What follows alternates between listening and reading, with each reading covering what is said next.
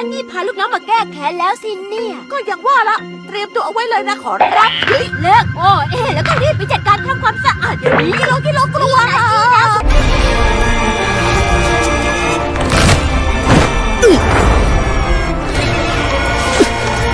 波良帅，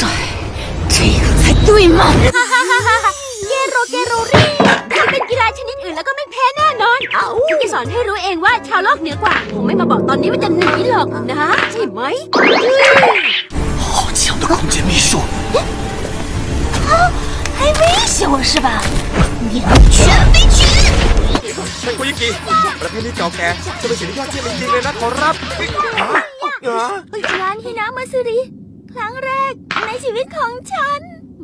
พวกนายนะกล้าทำอะไรบ้าๆแบบเนี้ยผมไม่คิดว่าเรื่องจะจบลงง่ายๆหรอกนะ